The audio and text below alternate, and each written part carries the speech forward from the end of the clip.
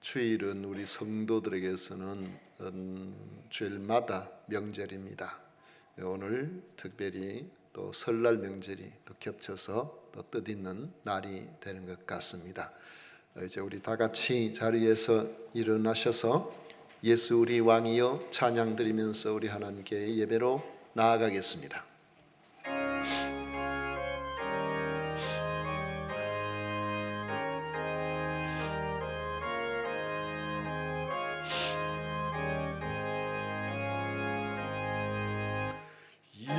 예수 우리 왕이여 이곳에 오셔서 우리가 왕께 드리는 영광을 받아 주소서. 우리는 주님의 백성, 주님은 우리 왕이라. 왕이신 예수님 오셔서 좌정하사 다스리소서.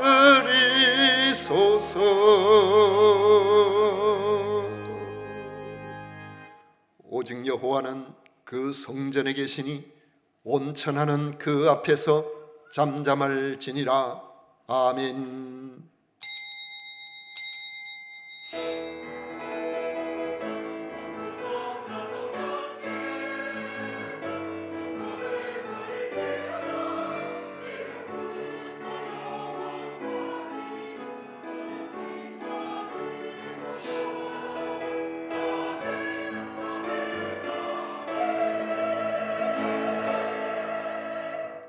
성삼위 하나님을 찬양하고 경배합니다. 성부 하나님을 아버지라 부르는 성도들이 주 앞에 나와 마음과 정성과 뜻을 모아 예배를 드리오니 기쁘게 받아 주시옵소서. 예수님 이름으로 기원하옵나이다. 아멘. 다 같이 찬송가 21장 함께 부르겠습니다.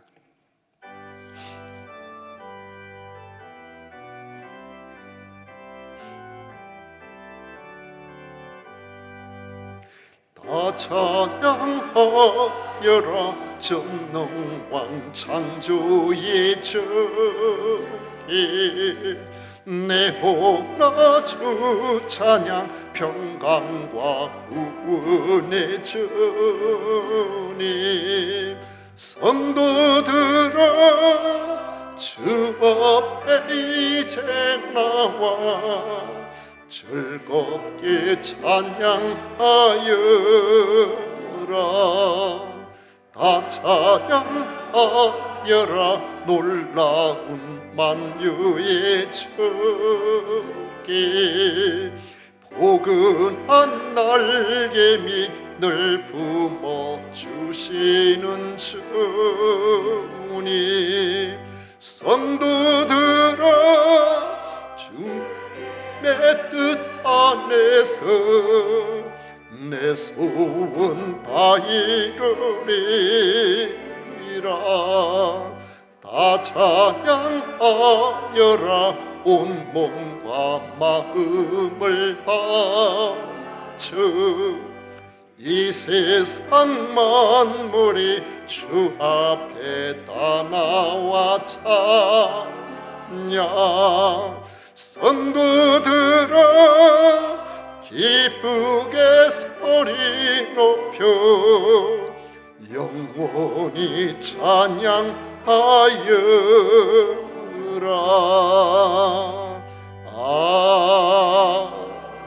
아멘. 성시교독 교독문 제44번입니다. 찬송가 뒤에 있는 교독문 제44번 함께 교독하겠습니다. 온 땅이여 여호와께 즐거운 찬송을 부를지어다.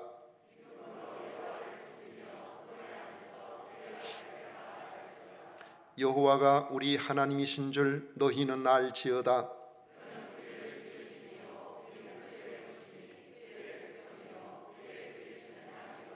감사함으로 그의 문에 들어가며 찬송함으로 그의 공정에 들어가서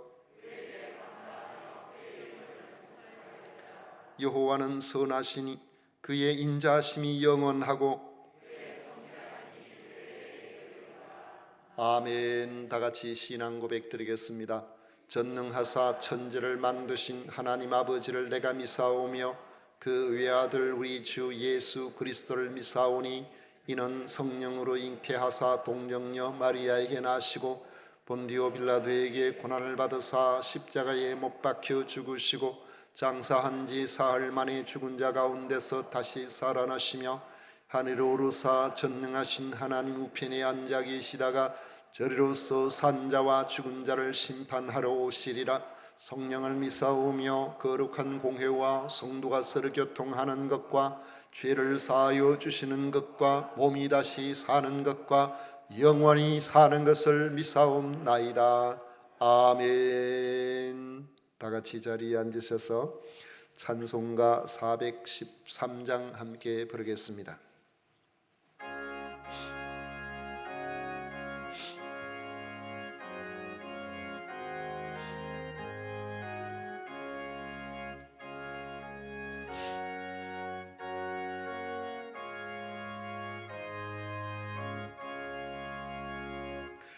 내 평생에 가는 길 순탄하여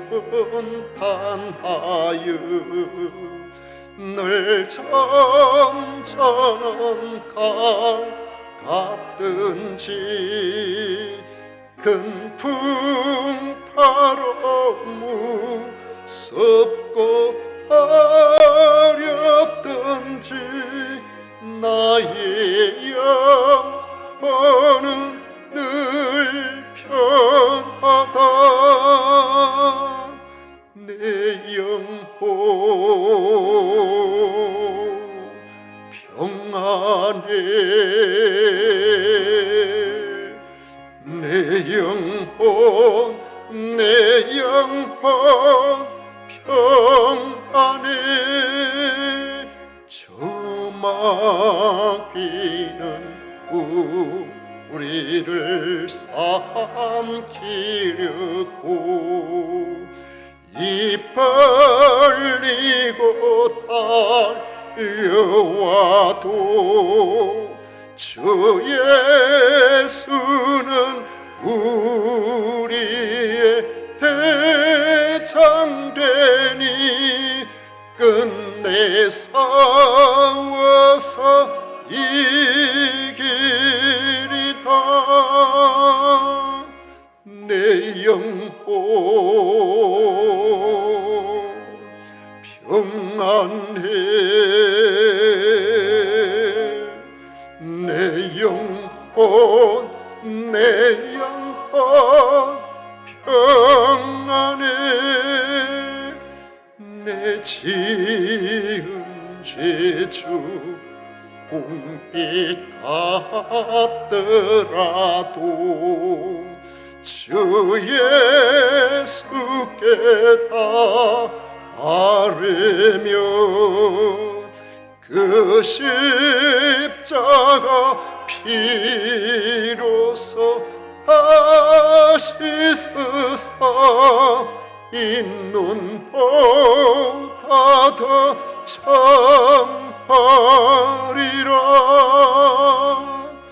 내 영혼 평안해. 내 영혼 평안해. 저 공중에 구름이 일어나며 큰 나팔이 울릴 때에 주셔서 세상을 심판해도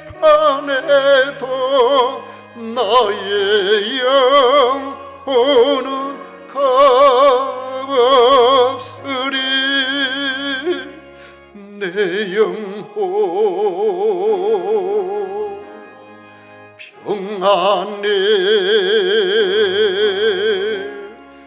내 영혼 내 영혼 평안해.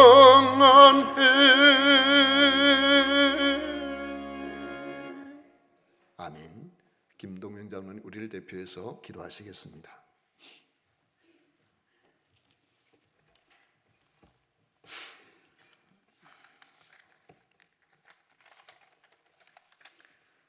참 좋으신 하나님, 감사와 찬양을 드립니다. 한 주간도 사랑하는 우리 교회 성도님들, 직장과 사업장에서 가정에서 하나님께 감사와 찬양을 드리고 영광을 돌며 살게 하셨다가 하나님께 예배드리기로 약속된 이날에 모든 성도님들이 주님께 나와 예배드릴 수 있도록 인도해 주시니 감사합니다. 그러나 한 주간 살아오는 동안 저희들의 부족한 인간의 본성 때문에 여러 가지 잡음죄를 지었습니다. 주님께서 불쌍히 여기사 우리 죄를 위하여 십자가에서 흘리신 보혈로 깨끗이 씻어 정결한 마음으로 하나님께 예배드리게 성령님 인도해 주시기를 원합니다. 주님, 23년을 시작해 갑니다. 아브라함이 갈대아 우르를 떠나서 하나님께서 지시하는 땅으로 갈 때에 한 걸음 한 걸음 인도해 주셨듯이 우리 교회 성도님들 올 한 해에도 한 걸음 한 걸음 성령님의 인도를 온전히 받기를 원합니다. 함께하여 주시옵소서. 무엇보다도 우리 교회 성도님들 건강을 지켜주시기를 원합니다. 몸이 불편하면 하나님께 예배를 드리고 싶어도 예배를 드릴 수가 없습니다. 그러므로 하나님께 예배드리기 위해 건강을 지켜 주옵소서. 주님, 오늘은 우리 고교의 명절 설입니다. 우리 교회 성도님들 가족들과 함께 예배하는 행복한 설 명절이 되게 성령님 인도해 주시기를 원합니다. 주님, 조상들을 섬긴다고 하면서 이 나라 방방 곳곳에서 우상하게 절하고 있습니다. 먼저 하나님의 백성인 저희들이 이 나라를 위하여 기도하게 하시고 하나님 이 나라를 불쌍히 여기사 하나님의 백성들로 돌아올 수 있도록 은총을 내려 주옵소서. 주님, 오늘도 세워주신 목사님 영권을 7배나 더하여 주셔서 성령의 충만한 말씀이 사랑하는 우리 교회 성도님들에게 증거되기를 원합니다. 주시는 말씀과 함께 찬양하며 기도하면서 한 주간 살아갈 때에 우리들의 삶의 현장에서 그리스도의 편지가 되고 그리스도의 향기가 되는 삶을 살아가도록 성령님 늘 함께 인도해 주시기를 원하며 예수님의 이름으로 기도드립니다. 아멘.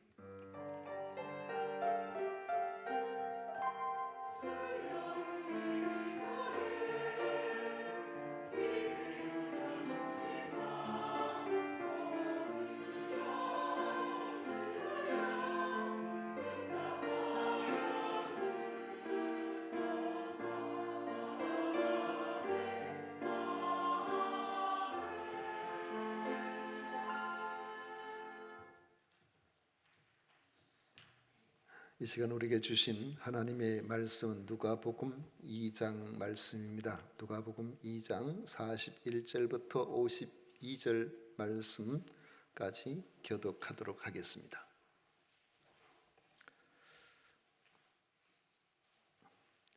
누가복음 2장 41절부터 52절까지 교독하겠습니다. 제가 먼저 읽겠습니다. 그의 부모가 해마다 6월절이 되면 예루살렘으로 가더니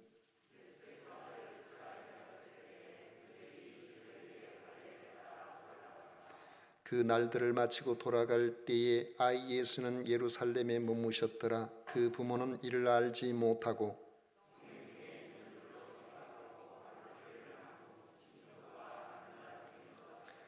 만나지 못하며 찾으면서 예루살렘에 돌아갔더니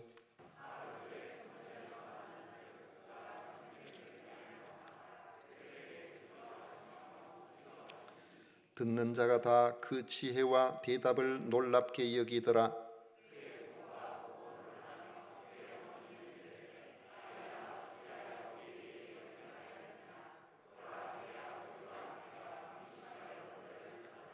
예수께서 이르시되 어찌하여 나를 찾으셨나이까? 내가 내 아버지 집에 있어야 될 줄을 알지 못하셨나이까 하시니,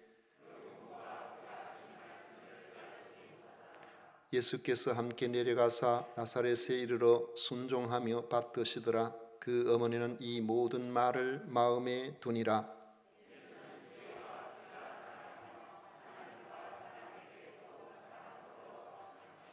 아멘. 이 시간 성가대에서 정성껏 준비한 찬양으로 하나님께 영광을 올려드리겠습니다.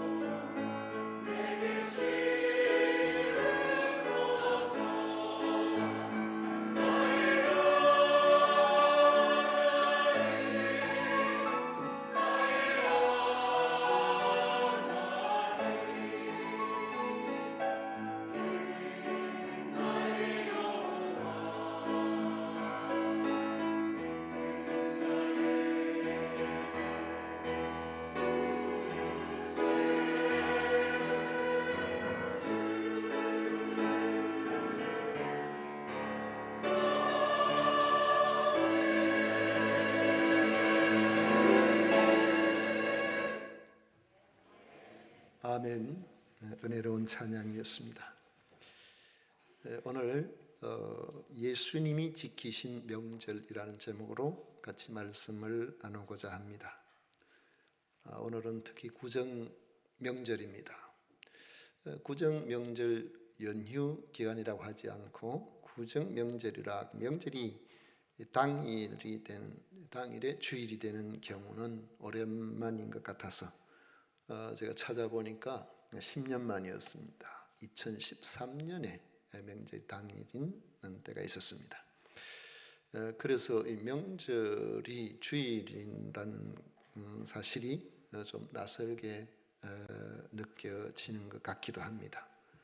고향 지역에 혹은 부모님을 찾아서 교우들 중에 가신 분들도 있고 부모가 되어서 오는 자녀들과 함께 명절을 지내는 분들도 있고 오늘 가족들과 함께 예배를 드리기 위해 오신 여러분들을 환영하며 축복합니다. 성가대 보니까 명절이 확실히 맞는 것 같아요. 3분의 1 이상이 부모님을 찾아갔습니다.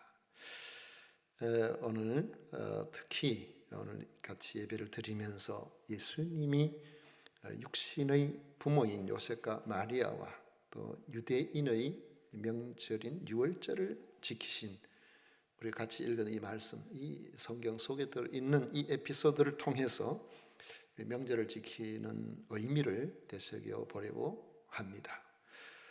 한국도로공사에 따르면 어제 오전 그때 11시쯤인가 모르겠습니다만 그때 서울에서 부산까지 가는데 걸리는 시간이 8시간 20분이라고 했습니다. 전국 교통량 예상치는 약 515만 대로 추정합니다. 민족 대이동이란 말이 틀림없죠. 차 한 대에 최소 2명, 많으면은 4명, 5명, 큰 차는 또 그 이상도 타고 그렇게 이동하니까 515만 대 곱하기를 해보시면 얼마나 많은 사람들이 이동하고 있는지를 생각해 보게 됩니다.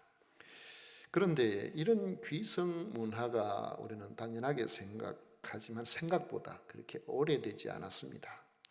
60년대에 산업화가 진전되면서 농촌 지역에서 어렵게 살던 이들이 공장으로 도시로 이렇게 떠나서 부모 고향을 떠나서 그렇게 살다가 그들이 명절이 된 명절 연휴를 맞이해서 고향으로 돌아오는 그런 과정에서 바로 이 귀성행렬이라는 말이 사용되기 시작을 한 것입니다. 살 길을 찾아서 고향을 떠난 도시에 가서 힘들게 구박도 받고 가난하고 어렵게 생활하다가 명절 연휴가 되면 부모를 뵙기 위해 한꺼번에 고향을 방문하는 세계적으로도 특별하게 보는 그런 문화가 형성이 된 것입니다. 그런데 지금은 우리나라보다 중국이 춘절을 맞이해서 중국에는 이 구정기간을 춘절이라고 하니까요. 그들은 우리보다 이 산업화가 늦게 진행되기 때문에 한 10년 전부터 지금 이 귀성 전쟁이 아주 극심합니다. 예전에는 이 자기 차를 가지고 있는 사람이 드물었기 때문에 고향으로 가기 위해서는 기차표를 예매하고 또 고속버스 터미널에서 차표를 구하고 예매하고 하는 이런 일들이 참 쉽지 않게 그렇게 구하기 위해서 애를 많이 쓸 때가 있었죠. 그리고 힘들게 차표를 구매해서 손에 보따리 사들고 고향이라고 이 방문하는데 가까이 있는 데는 괜찮은데 저 도서지방에 섬 같은 데 이런 데는 또 가서 배를 타고 들어가야 되니까 근데 갑자기 비바람이 치고 파도가 세고 하면은 또 배가 뜨질 않아 가지고 결국 멀리 바다 너머에 있는 고향 섬에 기다리고 계시는 부모님 뵙지도 못하고 그곳에서 쳐다만 보다가 다시 자기가 살던 곳으로 돌아가는 이런 일들이 뉴스가 되기도 했습니다. 그래도 고향을 향하는 귀성행렬의 일원이 되었다는 것과 가면은 뜨겁게 반겨주실 부모님을 생각하는 것만으로도 마음을 설레게 하는 것이 우리의 명절 문화입니다. 그런데 세월이 흐르면서 명절 문화도 많이 달라지고 있습니다. 명절 연휴를 이용해서 외국 여행을 떠나거나 가족끼리 또 모여서 국내 여행을 가는 문화가 전혀 낯설지 않게 된 겁니다.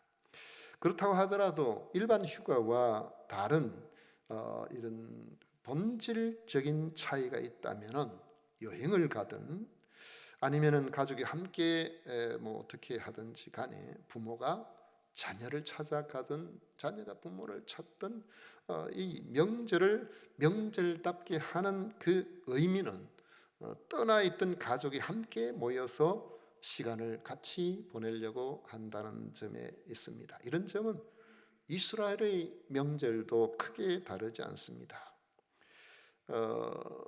우리가 그냥 뭐 쉽게 이렇게 생각하기 쉬운데 뭐든지 특이한 그런 경우가 있어요.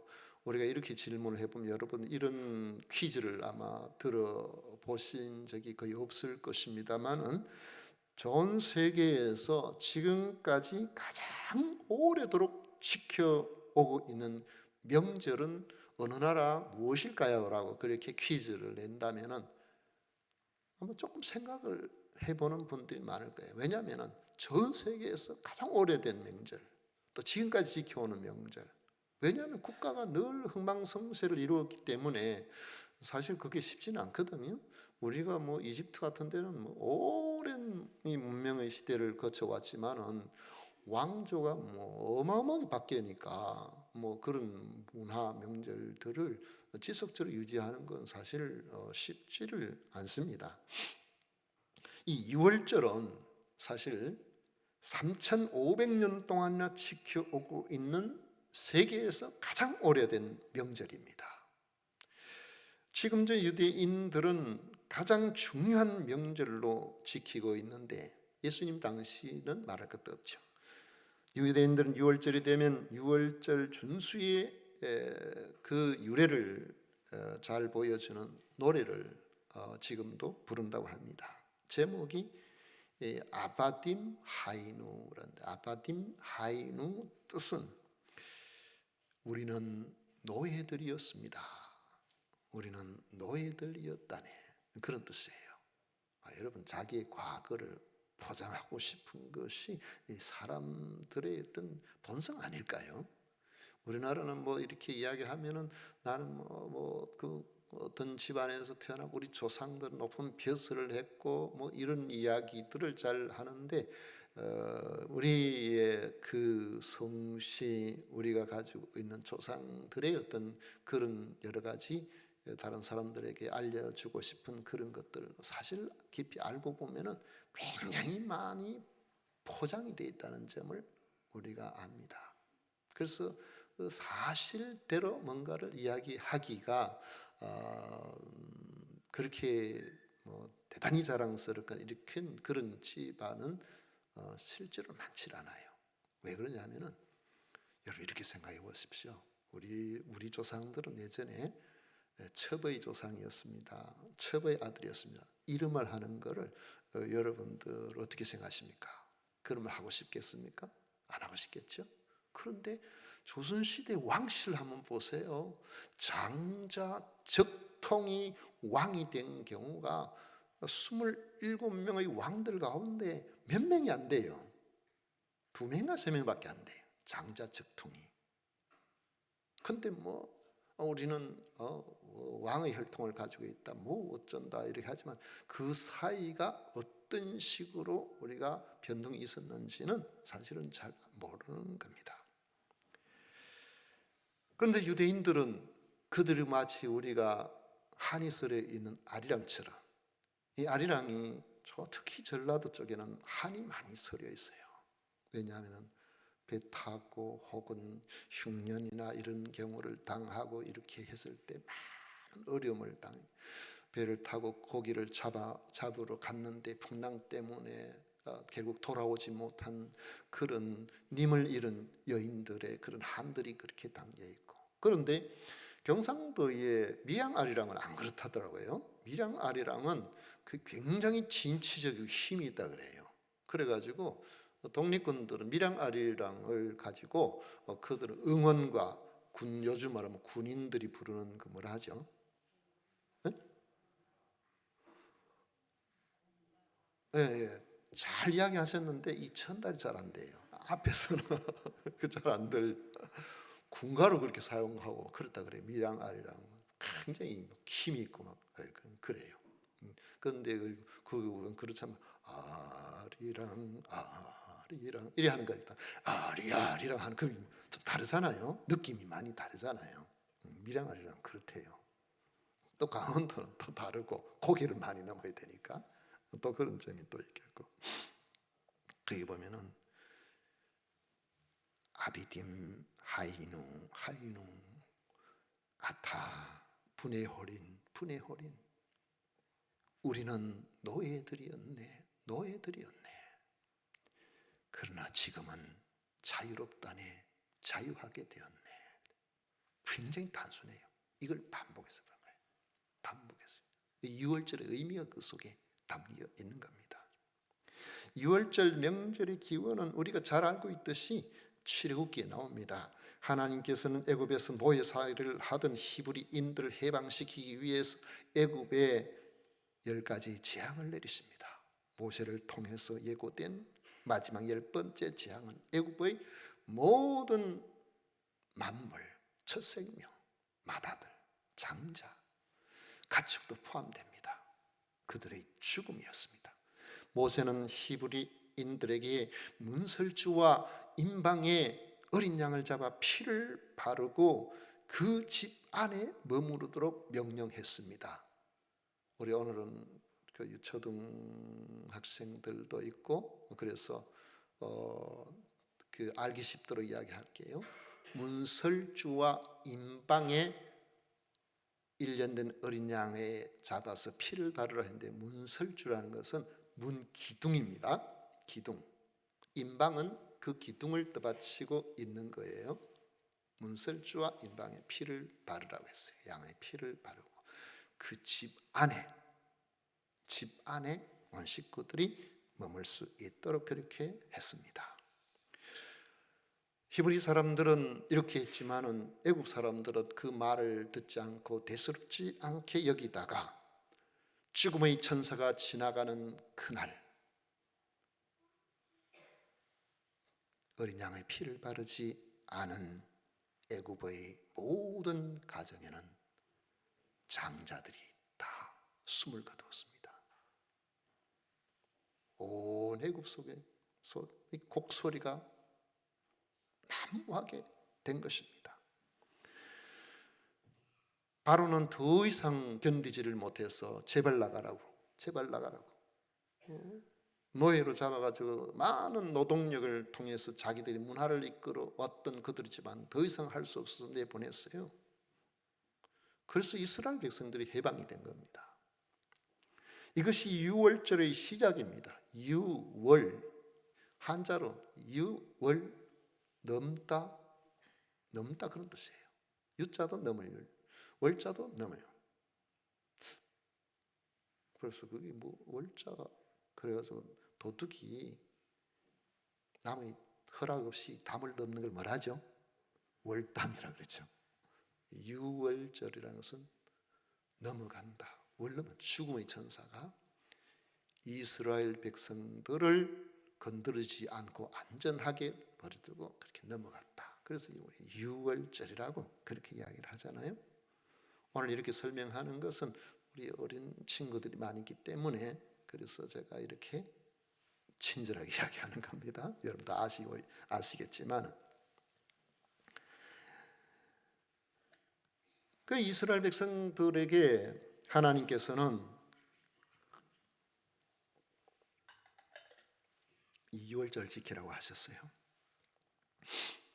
이처럼 의미가 있고 중대한 날임에도 세월이 흐르면서 하나님을 멀리한 백성들은 6월절을 지키지 않았습니다. 그것은 하나님이 그들을 애굽의 노예살이에서 건져주신 하나님의 구원의 은혜를 잊어버린 것을 의미하는 겁니다. 그럴 때마다 이스라엘은 다시 주변에 강대국, 그 당시에 보면은 아주 강한 나라, 메소포타미아에서 바른에서 확 세력을 펼쳤던 그런 아시리아, 그리고 나중에는 신바벨로니아, 이들의 세력을 통해서 그들의 침략에 의해서 이스라엘은 고난의 세월을 보내게 됩니다.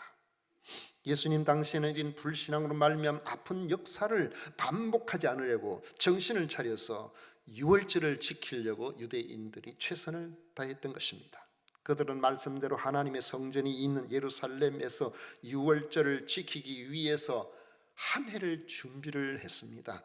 온 가족이 유월절을 지키려고 예루살렘을 방문하는 것이야말로 유대인들에게 있어서는 가장 중요한 일련의 행사였던 것입니다. 그들은 예루살렘에서 이 유월절 동안 머물다가 집으로 돌아갔습니다.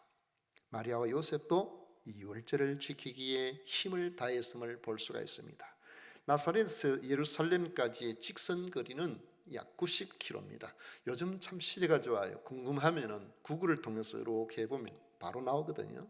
그런데 90km지만은 그래도 우리 궁금증을 해소하지 못하는 것이 있는데, 그것은 바로 비행기를 타면은 바로 갈 수 있을런지 몰라도 바로 가지를 못하잖아요. 산을 넘고 물을 건너고 같은 길이라도 돌아가야 되고, 그러니까 최소한 잡아도 거의 배 정도 걸립니다. 키로수가. 그러면 그 당시에 이런 상황들을 염두에 볼 때에 한 140km 정도의 길을 나사렛에서 예루살렘까지 갔다고 보여집니다. 그러면은 아이 데리고 이렇게 하면은 5일에서 한 7일 정도 갈 겁니다. 가는데 5일에서 한 7일 정도 걸리고, 거기 있다가 오는데 5일에서 7일 정도 그렇게 걸리는데, 그곳에 머무는 기간도 최소 8일입니다. 유월절 하루하고 그 다음 이어지는 무교절 7일하고 하면은 8일간이에요. 그 8일간인데 우리는 신약 성경을 보면은 그냥 유월절과 무교절을 지켰다 하지 않고 그냥 유월절을 지켰다 하면 무교절이 포함되는 것이고, 무교절을 지켰다 하면 유월절이 포함되는 것이고, 주로 그렇게 이해를 하시면 됩니다. 이런 거리를 마리아와 요셉은 해마다 유월절이 되면 명절을 지키기 위해서 예루살렘으로 갔다고 하니까 그들의 믿음이 각별하였다고 생각해 볼 수 있습니다. 1세기 당시에 유대인 역사가 요세푸스의 기록을 보면은 그 유월절을 지키기 위해서 예루살렘에 모인 무리의 수가 100만 명이 넘었다고 합니다. 지금은 100만 명 하면은 그렇게 많게 느껴지지 않을지 모르지만 그렇게 크지 않은 성에 100만 명이 모였다는 건 어마어마한 수입니다. 우리 진주 시민이 다 합쳐도 한 35만 되는데 각각 흩어지지 않고 한 곳에 모여있다고 생각해 보세요. 그 얼마나 많겠어요. 그런데 그 당시에는 인구가 많지 않을 때입니다. 그 당시에 전 세계 인구가 한 2억 정도 됐다고 그래요. 2000년 전에. 지금은 80억이 넘었었습니다. 그런데 그들 가운데서 예루살렘에 모인 사람 100만 명이 유월절을 지키려고 그곳에 모였다는 겁니다. 아마 아이들은 이 유월절 의미는 몰라도 온 집안이 같이 하는 장거리 여행에다가 그곳에 가면 사람들이 흥겨워서 같이 모여가지고 무리들 속에 있으니까 마음이 많이 들뜨고 좋았을 것이라고 생각합니다. 오늘 우리가 읽은 말씀에 보면은 지금 예수님이 12살 때의 일을 기록하고 있습니다. 그때만 해도 해마다 해오던 대로 예루살렘에서 유월절을 지키고 돌아가게 되었어요. 자, 앞에 말씀을 드린 것처럼 그 앞에 한 5일이나 7일 오는 데 시간 걸리죠. 예루살렘에서 유월절을 지키는 시간이 아무리 적게 잡아도 8일은 잡죠. 그 다음에 또 돌아가는 기간이라면은 거의 세월이 한 20일 정도 되는 것 같아요.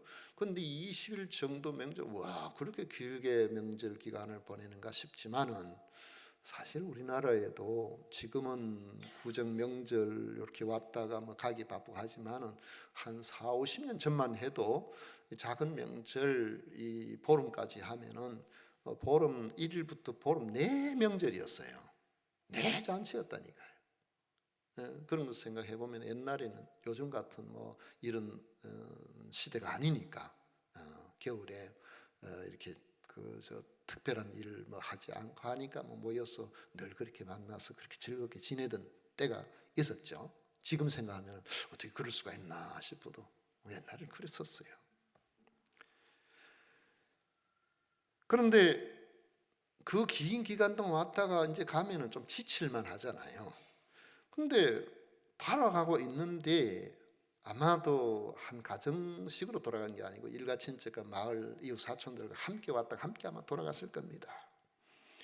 가는데 하루쯤 왔는데 예수가 보이질 않는 거예요. 부모가 무관심해서 그렇다고 생각하시면 안 됩니다.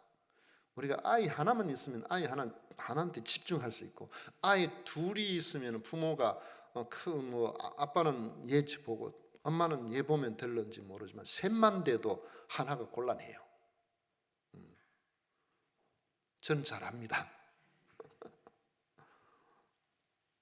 우리 애가 셋이란 거 아니에요?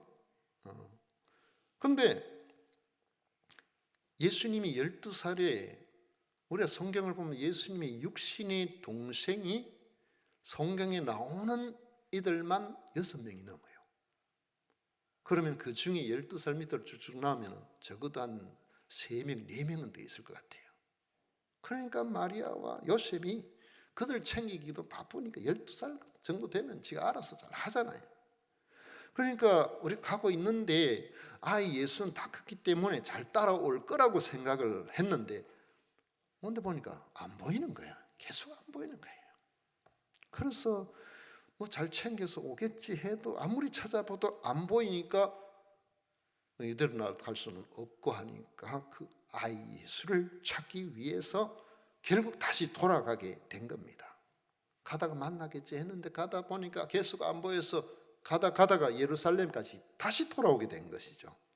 예루살렘을 떠난 날로부터 시작해서 가는데 하루 지나고 그 다음날 출발해서 오고 하니까 오늘 말씀을 사흘 만에 도착했다 그랬어요. 사흘 만에 성전에서 예수를 발견한 겁니다. 그런데 그들이 발견한 아이 예수는 부모의 걱정은 안중에도 없고 성전에서 마치 자기 집인 양 신나게 사람들과 이야기하고 있었습니다. 46절 47절에 보면 사흘 후에 성전에서 만난즉 그가 선생들 중에 앉으사 그들에게 듣기도 하시며 묻기도 하시니 듣는 자가 다 그 지혜와 대답을 놀랍게 여기더라. 이 예수님을 발견한 마리아는 안도와 더불어서 나무라는 투로 말합니다. 48절에 그의 부모가 보고 놀라며 그의 어머니는 이르되 아이야 어찌하여 우리에게 이가 이렇게 하였느냐. 보라 내 아버지와 내가 근심하여 너를 찾았노라. 그런데 아이 예수는 미안하다는 말도 없이 철없는 말을 합니다. 49절에 예수께서 이르시되 어찌하여 나를 찾으셨나이까 내가 내 아버지 집에 있어야 될 줄을 알지 못하셨나이까 하시니 부모가 하루길을 돌아와서 사흘 만에 가던 길을 멈춰 다시 돌아왔으니까 또 가려면 그 길이 얼마나 멉니까? 어지간히 철이 없지 않고서야 이렇게 어려운 상황이 됐는데 엄마한테 아빠한테 이렇게 말할 수가 있습니까? 이에 아이 예수의 부모조차 이 아이가 어찌하여 나를 찾으셨나이까 내가 아버지 집에 있어야 될 줄을 알지 못하셨나이까 하는 말을 이해하지 못했다고 성경 기자는 전하고 있습니다. 그런데 예수님께서 정말로 철이 없어서 아이라서 그렇게 했을까요?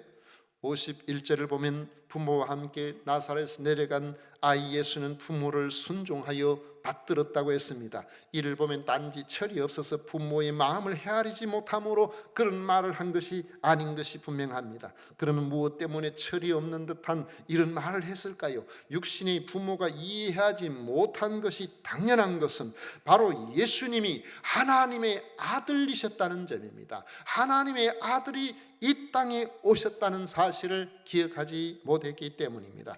예수님은 유월절 명절에 하나님 아버지의 집에 있었던 겁니다.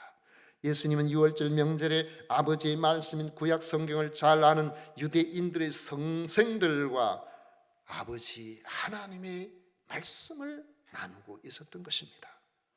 그래서 아이 예수는 내가 내 아버지 집에 있어야 될 줄을 알지 못하셨나이까라고 한 것입니다. 이 말 속에는 우리가 명절을 지키는 의미가 어떠해야 하는지를 보여줍니다.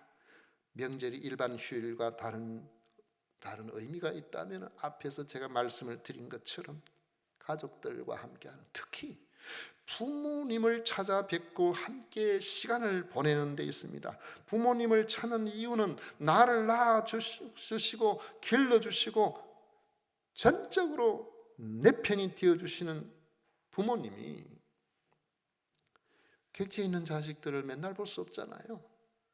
그러니까 명절이라도 그 자식들을 만나서 그 자식들과 함께하는 그 기대감을 가지고 기다리는 날, 그게 명절이에요.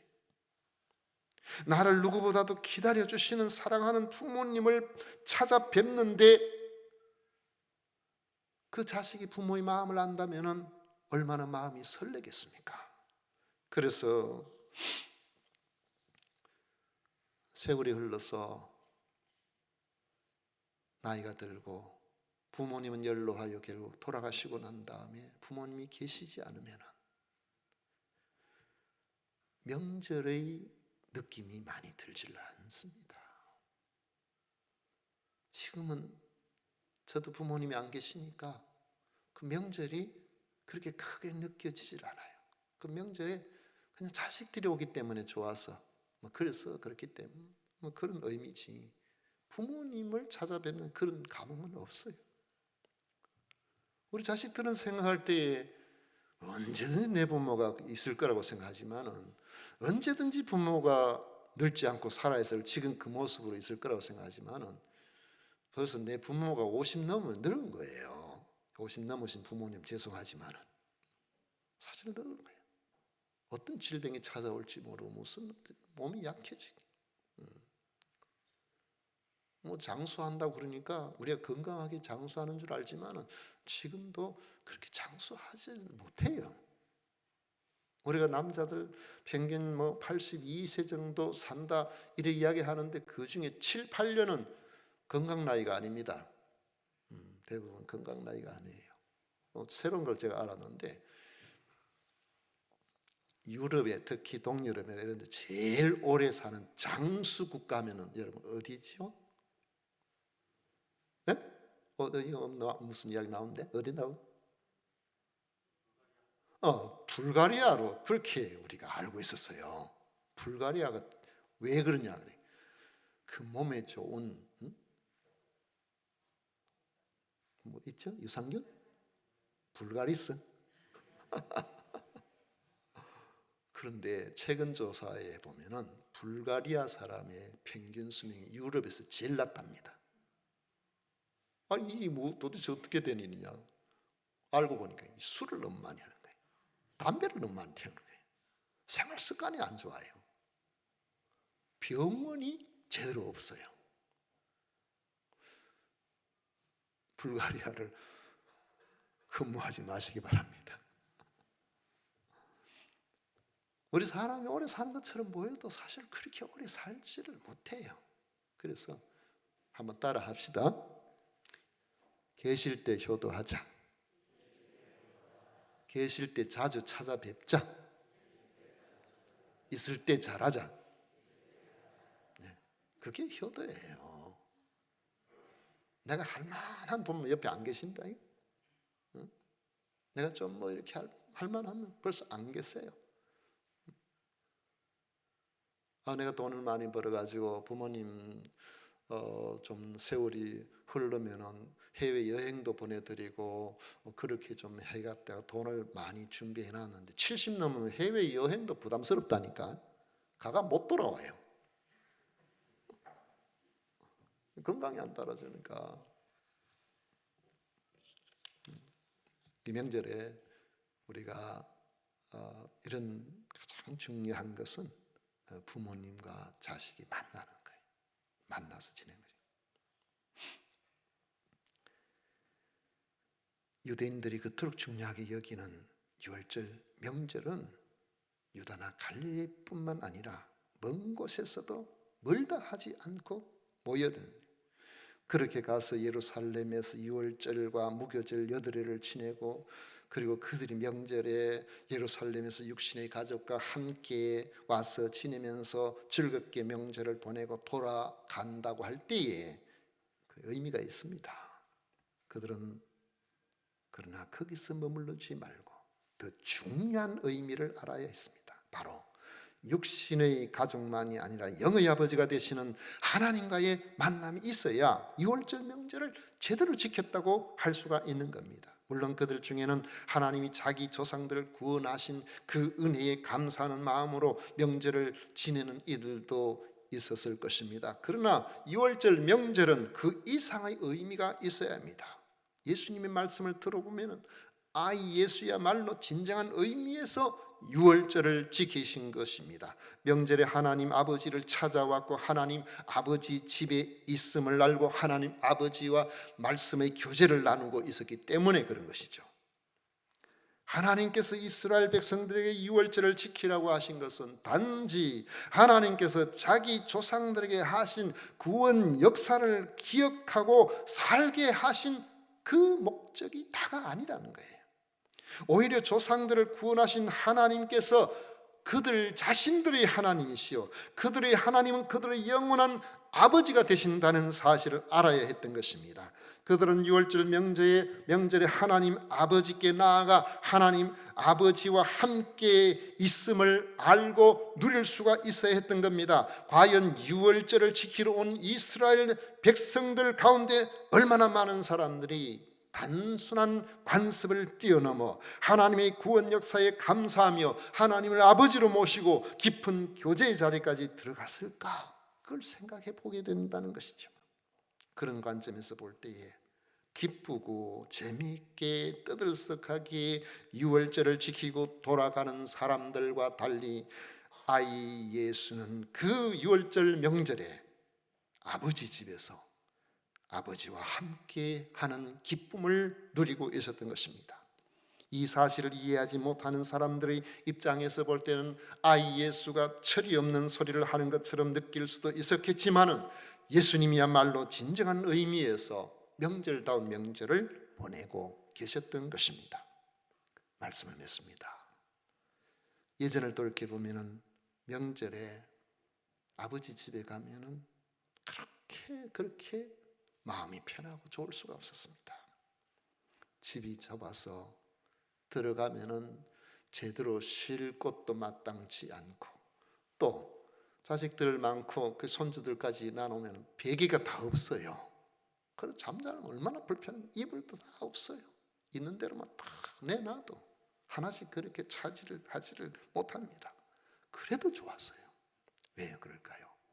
그곳은 내가 태어난 곳이 내 생명의 터전이고 내가 자랄 수 있도록 나를 길러주신 무한한 사랑의 보금자리이기 때문에 그런 것입니다. 이와 같이 성도는 부모님에게 효도하는 건 마땅하고, 또 성전을 찾을 때마다 예배를 드릴 때마다 내가 하나님 아버지 집에 왔음을 알 수 있어야 됩니다. 예배를 드릴 때마다 여러분들의 이런 복된 안식이 있으시기를 축복합니다. 기도하겠습니다. 고마우신 하나님 아버지 감사합니다. 오늘 명절을 맞이하여 마침 주일에 우리 온 성도들이 아버지 하나님 앞에 나와서 예배 드릴 수 있도록 해주신 것 감사드립니다. 부모님을 찾아온 이들도 있습니다. 주님 아름다운 교제가 있게 하옵소서.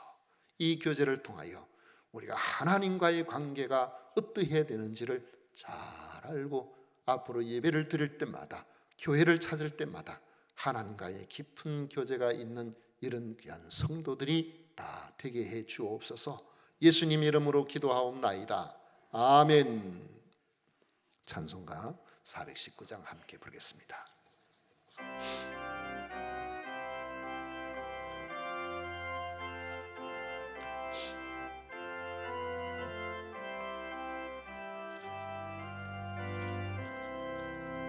주 날개미 내가 편안히쉬네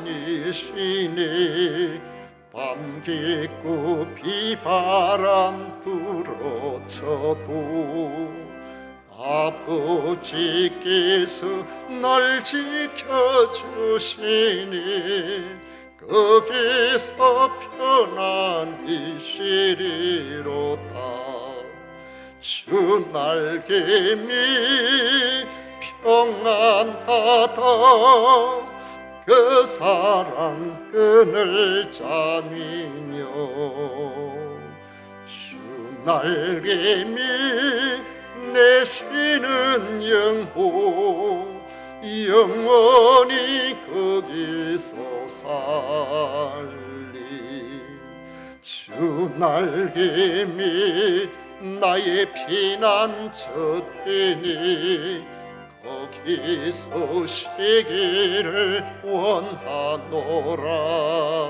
세상이 나를 위로치 못하나 거기서 평화를 누리리라. 주 날개미 평안하다. 그 사랑 끈을 짜니뇨. 주 날개미 내 쉬는 영혼 영원히 거기서 살리. 주 날개미 참된 기쁨이 되니 고달픈 세상길 가는 동안 나 거기 숨어 돌보심을 받고 영원한 안식을 얻으리라. 주 날개미 평안하다. 그 사랑 끈을 짜미뇨. 주 날개미 내 쉬는 영혼 영원히 거기서 살리.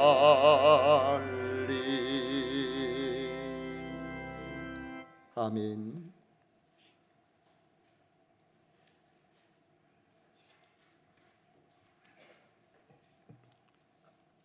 우리 하나님께 드린 예물 위해서 봉헌 기도 드리겠습니다. 놀라우신 하나님 아버지 감사합니다. 오늘 복된 날 맞이하여 우리 하나님 앞에 우리 성도들 가운데 어떤 이들은 고향과 부모를 찾아갔고 또 어떤 이들은 또 고향과 부모를 찾아와서 함께 예배할 수 있도록 해주신 것을 감사드립니다. 오늘 예배를 드릴 때에 저희들의 마음과 뜻과 정성을 담아서 귀한 예물을 구별하여 드린 성도들이 있습니다. 소득의 10분의 1을 구별하고 여러 가지 감사와 11조 뿐만 아니라 선교 헌금, 건축 헌금, 주일 헌금 드리는 성도들을 기억하여 주셔서 아버지 하나님 앞에 드린 것을 통하여 주의 교회가 복음을 전하는 일에 선교의 구제에 더 많이 사용할 수 있도록 은혜를 더하여 주옵소서. 드린 손길들마다 넘치는 것들로 갚아주시고 삶의 넉넉함을 허락하여 주옵소서. 아버지 하는 가정들마다 건강하게 하시고 금년 한 해에 주님께서 주시는 놀라운 은혜가 아버지 하나님 넘치도록 저들을 붙들어 주옵소서.